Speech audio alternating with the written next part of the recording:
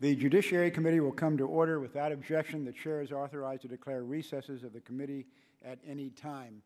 Before we take up the legislation that has been noticed, I have a couple of remarks to make about a former chairman who recently passed away. And so I'd like to recognize myself for comments about former Chairman Jack Brooks, and then I'll recognize the ranking member as well. Last week, the country lost a true public servant and one of the longest-serving members of the House. A former chairman of this committee, Jack spent 42 years in Congress representing Southeast Texas and working as a strong advocate for civil rights reform. He served as chairman from 1989 to 1995. Jack was also chairman of the House Government Operations Committee, where he grilled federal officers that wasted taxpayers' dollars and operated inefficiently. His Inspector General Act established the offices of Inspector General in federal agencies to serve as the first line of defense against waste, fraud, and abuse. As a member of the Texas congressional delegation, he was a close friend to House Speaker Sam Rayburn and Senate Majority Leader Lyndon B. Johnson. He was also in the Dallas motorcade in 1963 when President John F. Kennedy was assassinated. Jack was first elected to the House in 1952 and re-elected by his constituents 20 more times. Records show that there were nearly 14,000 roll call votes during his tenure. His longevity in office was matched only by his vibrant personality. Jack Brooks was known to chew on his trademark cigar even from behind this dais. Jack Brooks was a tireless public servant, and he will be missed. I'm looking at his, where is his portrait? It's behind me on the left-hand side is the portrait of Jack Brooks. The gentleman from Michigan, the ranking member of the Judiciary Committee, Mr. Conyers, is recognized for his comments. Thank you, Chairman Smith and members of Judiciary. I think it's quite appropriate that we remember the former chairman of this committee, Jack Brooks of Texas. I remember him as the third chairman of the Judiciary Committee since I've been on it. Preceding Chairman Brooks was Peter Rodino of New Jersey, and preceding Chairman Rodino was Manny Seller of New York. And then after Chairman Jack Brooks came Henry Hyde, and then came Jim Sensenbrenner, and then came myself, and presently we have Chairman Lamar Smith, and in the next Congress we'll have Chairman-elect Robert Goodlatte. And so I remember this string of leaders, past, present, and future, in a special way, because this is the committee that I asked to be assigned to when I first came to Congress. And through then Speaker John McCormick, that was able to occur. I saw firsthand the constitutional questions, the civil rights laws, and many other important matters, including some impeachment resolutions. And I wanted to fondly remember Jack Brooks. He actually led an effort to hold President Nixon accountable for what he thought were impeachable offenses. And that impeachment hearing was averted by President Nixon resigning and leaving his office in Washington, D.C. As chairman of the committee from 1989 through 1995, Chairman Brooks oversaw the passage of the American with Disabilities Act, Violent Crime Control and Law Enforcement Act, and the modernization of the Civil Rights Act. I'm proud to have served with him and those of you who were around at that time to do the same. The Judiciary Committee and the nation benefited greatly from his leadership. Thank you, Mr. Chairman. Thank you, Mr. Conyers. Pursuant to notice, I now call up H-Res 819 for purposes of markup, and the clerk will report the resolution. H-Res 819, directing the Attorney General of the United States to transmit to the House of Representatives not later than 14 days after the date of the Without objection, the resolution is considered as read, and I'll recognize myself for an opening statement and then the ranking member. The sole item on today's agenda is H-Res 819, which was introduced by Representative Kucinich on November 28th and referred to the Judiciary Committee. The resolution requires the Attorney General to turn over any documents and legal memoranda in his possession related to the practice of targeted killing of United States citizens and targets abroad. It is a response to the killing of leading al-Qaeda member and his son in Yemen. Under the rules of the House, unless this committee acts within 14 legislative days, the resolution would become privileged. So I urge the committee to report the resolution unfavorably. A resolution of inquiry is a rare procedure. It would only be appropriate in such a sensitive matter if more ordinary paths of oversight had been blocked. With respect to its targeted killing program, the administration has not yet demonstrated the sort of obstruction that would warrant this extraordinary measure. Administration officials involved in covert actions are already required to give the House and Senate Intelligence Committees requested material related to those actions. There is no evidence that the administration has failed in this responsibility to disclose details of the targeted killing program. Both intelligence committees have conducted extensive oversight on every aspect of the program. This includes its legality, effectiveness, precision, foreign policy implications, and the care that is taken to minimize non-combatant casualties. Oversight of the administration's drone program has also been conducted by members of this committee. Ranking Member Conyers, along with Representatives Nadler and Scott, have sent letters seeking more information about the drone program and have received responsive documents.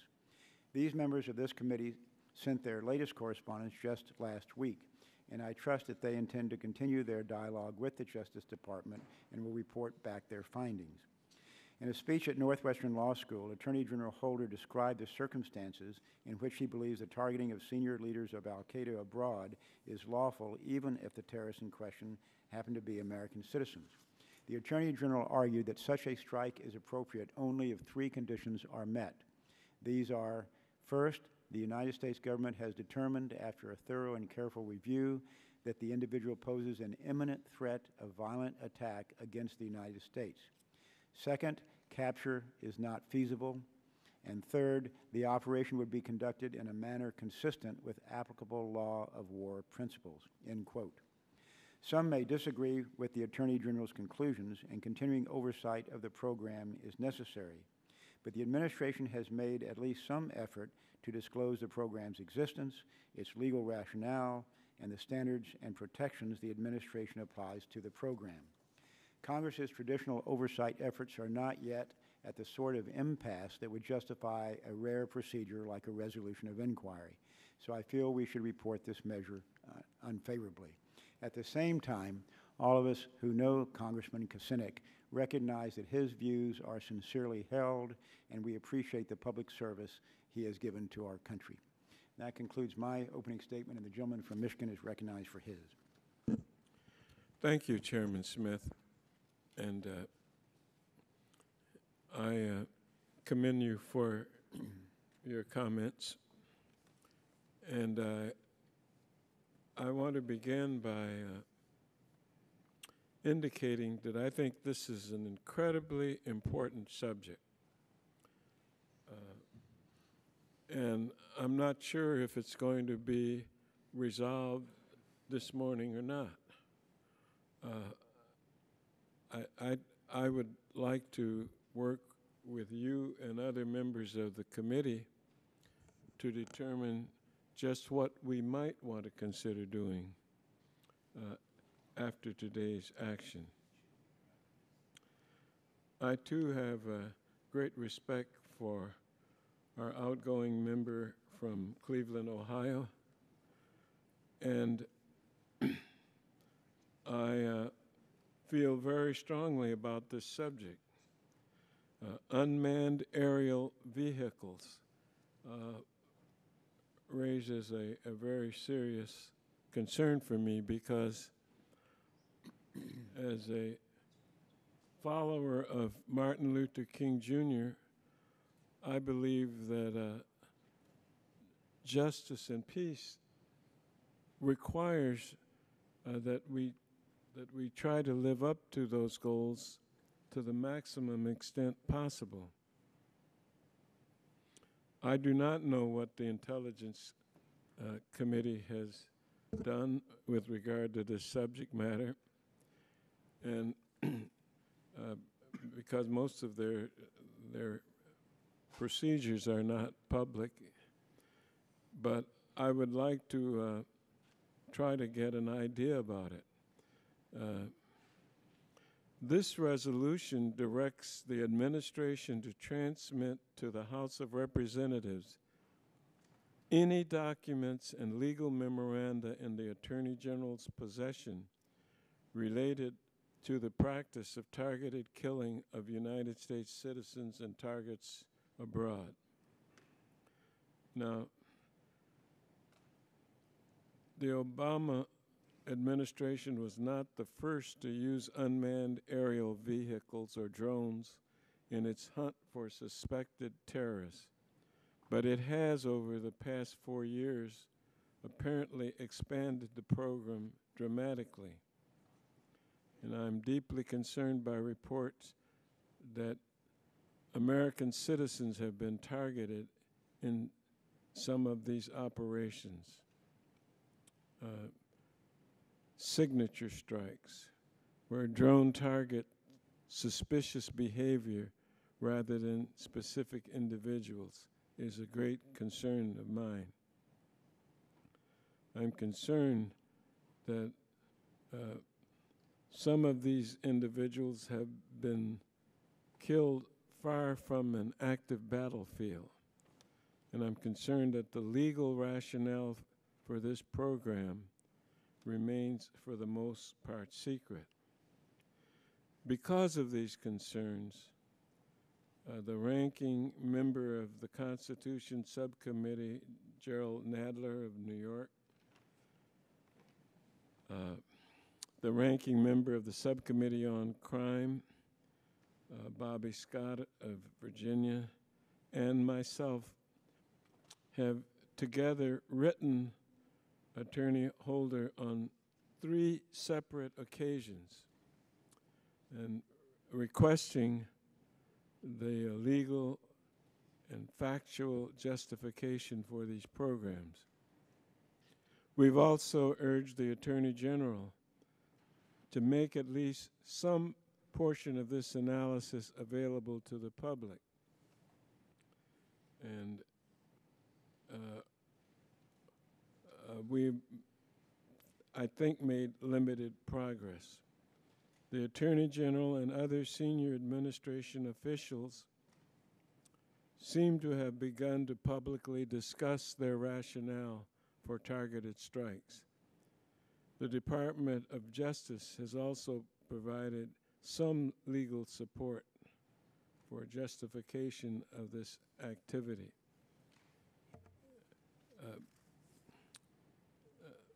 So what we are doing today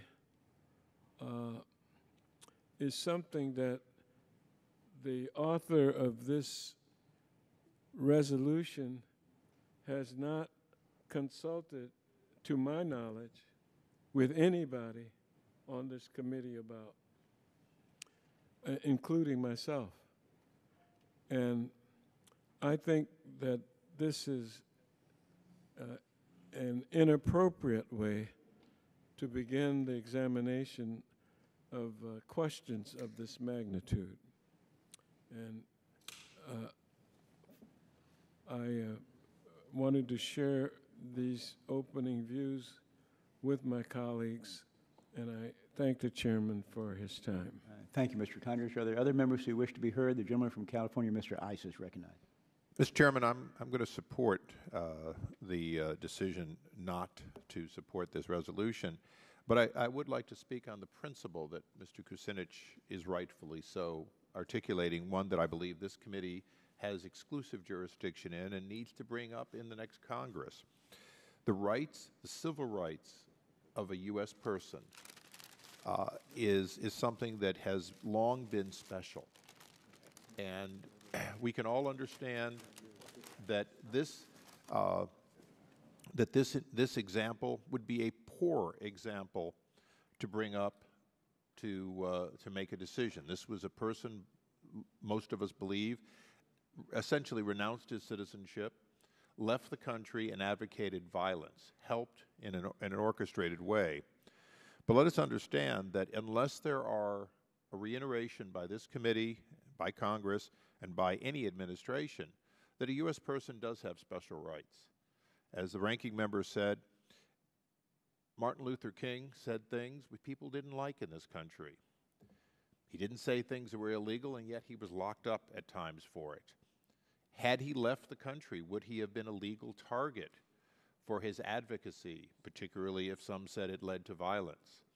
I believe that that special care has to be part of our system, that the targeting of a U.S. person in or out of the United States has to live up to the most stringent rules.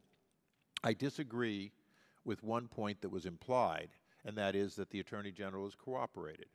This Attorney General has been held in contempt by the House of Representatives on a bipartisan basis because he has consistently been aloof and unwilling to participate or supply reasonably information reasonably believed to be in Congress's rightful jurisdiction.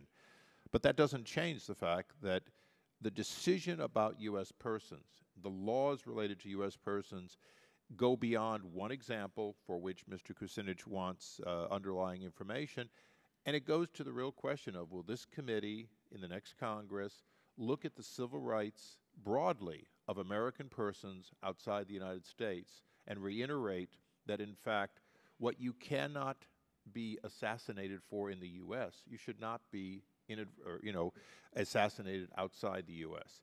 And what you can be tried for in the U.S. doesn't mean that you'll be convicted or executed. And I think that's an important principle, because people will say things that we don't like in the U.S., and we're used to that.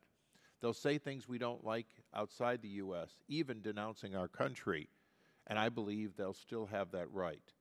If they promote violence and attacks against Americans in such a way as to be combatants on the battlefield, then there need to be remedies, and whether those remedies are with a man and a trigger in an aircraft or a drone, to me is not the real question. And I hope that this committee will go to its core of civil rights in the next Congress, not on this example, but on the examples that ultimately we've stood for as the Committee of Civil Rights, as noted earlier, since Chairman Brooks and well before. And I thank the chairman for his indulgence in this case, and I support the chairman's position, and I yield back. Thank you, Mr. Issa. Are there other members? The gentleman from New York, Mr. Nadler, is recognized. Thank you, Mr. Chairman. Today we consider an issue of vital importance to our nation, to the rule of law, and to our standing in the community of nations.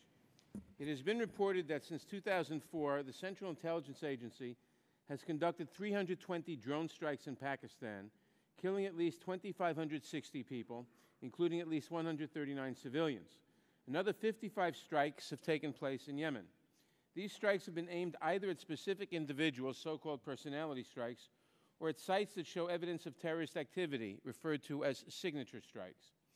While there have been some steps taken by the administration to provide information to the public about the legal and procedural justification for personality strikes, with that information coming directly from high-ranking administration officials, including Attorney General Holder and President Obama's top anti-terrorism advisor, John Brennan, the administration has yet to confirm the use of signature strikes and has resisted our ongoing efforts to obtain information, even on a classified basis, regarding the legal or factual principles governing this broader use of lethal force.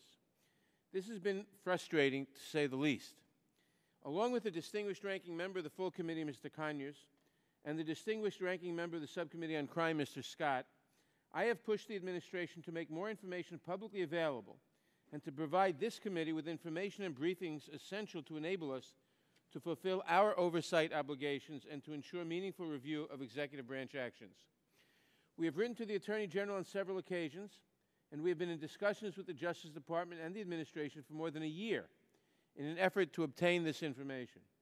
We have received some of the legal background the administration has relied on, but the process has been painfully slow, and I believe the response that we have received to date has been inadequate. I therefore want to commend our colleague from Ohio for his efforts to obtain information to which Congress is entitled. While this resolution has its flaws, is that it has occasioned the first real discussion that the Judiciary Committee has had on the topic of drone strikes.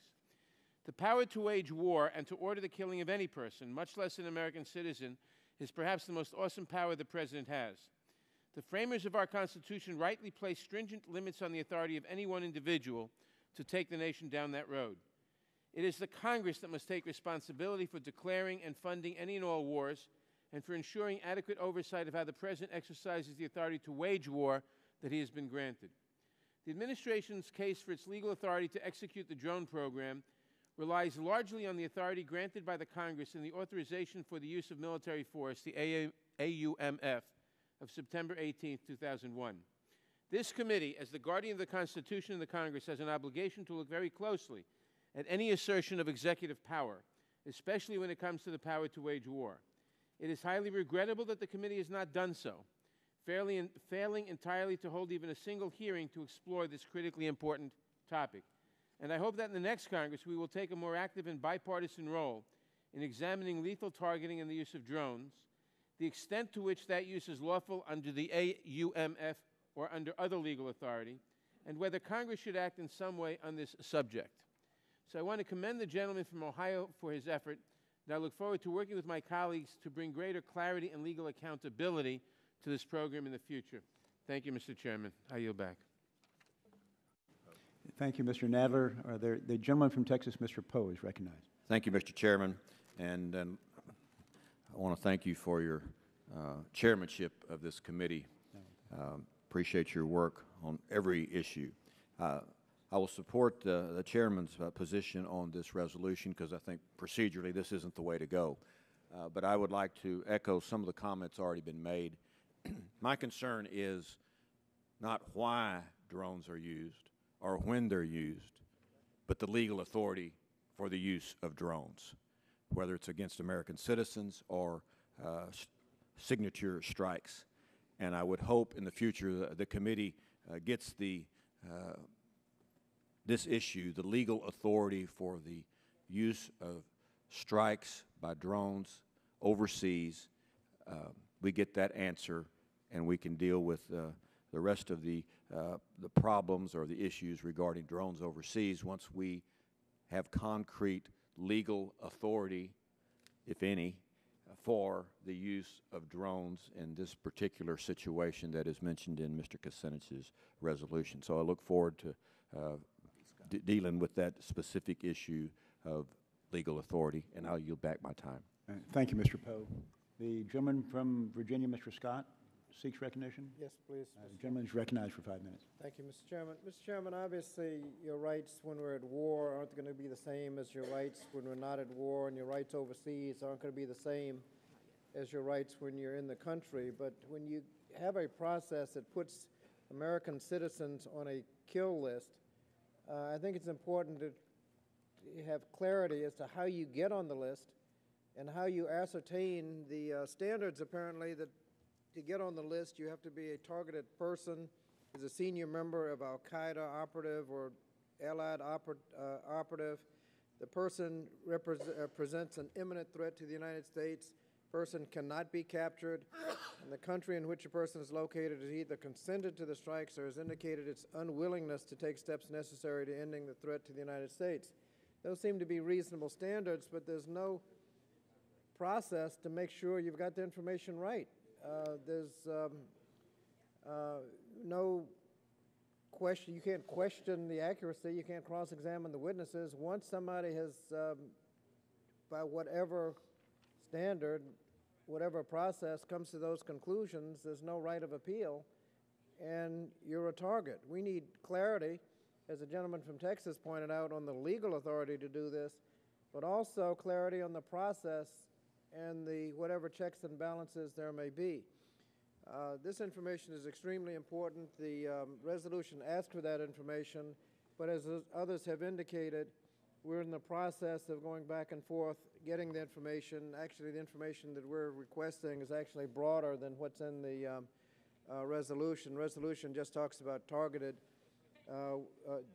We're looking for both the targeted and the signature strikes where an individual isn't named. We're in the process of getting this information. I think the resolution at this point is premature, but we need to continue, as others have indicated, making sure we get to the bottom of it. Thank you, Mr. Chairman. I yield back. Thank you, Mr. Scott. Are there other members who wish to be heard? If gentlewoman from Texas, Ms. Jackson Lee.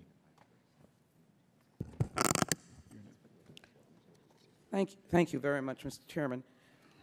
Before I start my remarks, Mr. Chairman, if I might, for the record, first of all, thank you for your service, and certainly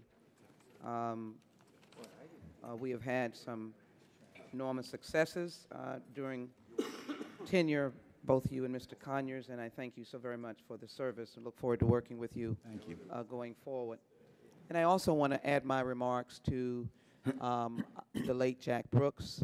I was able to attend his funeral in Beaumont this past weekend, and many know that he had remained a steadfast friend of this committee, chairperson of this committee, chairman of this committee, and everybody knows how tough Jack Brooks was, but he loved this country and he loved the Constitution, and I wanted to acknowledge him in his passing and to say to Charlotte and his family, we offer them our deepest sympathy.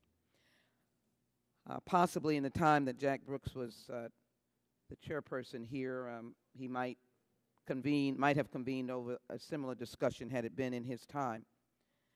I want to raise the issue, and I want to acknowledge the work of Ranking Member Conyers, Nadler, and Scott, who over the years have sent letters on this very question. And I'm disappointed that it has been such a long period of time that we have yet not been able to get answers on the utilization of drones. And so as this resolution comes forward, its underlying premise has merit, which is to seek documents and legal memoranda to answer the question on the practice of targeting allegedly and killing United States citizens and the collateral damage of drones as well. I asked unanimous consent to put into the record an article from the Atlantic Council, Drone Strike on Democracy. Ask unanimous consent. Without objection.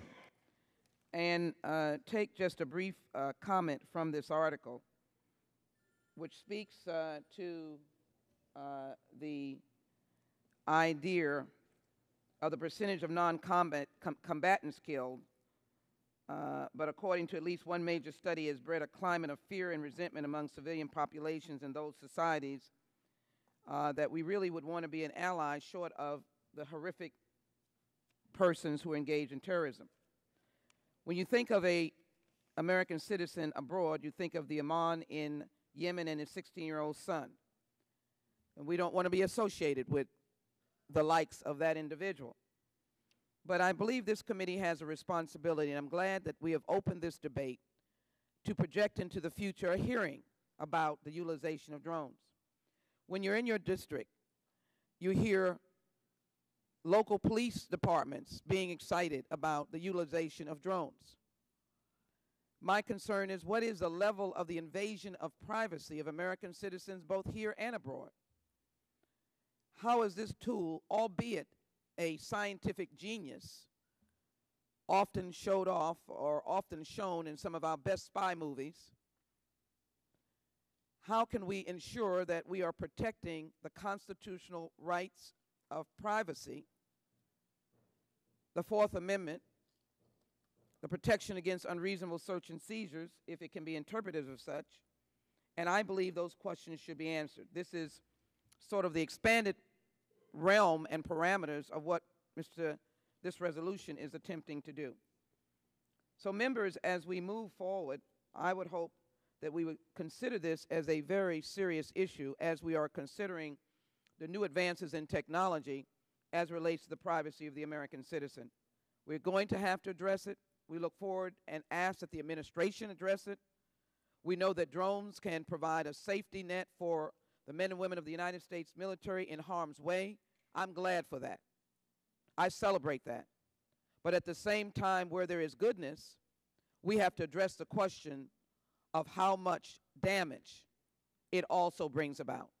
That is a fair question for this committee, a fair question for a number of committees of jurisdiction, but I hold to the fact that this committee, which is the holder and protector of the Constitution, must answer this question, and the members of this Congress must, in debate and discourse, answer this question as well in the global discourse and debate on the floor of the House or the floor of the Senate.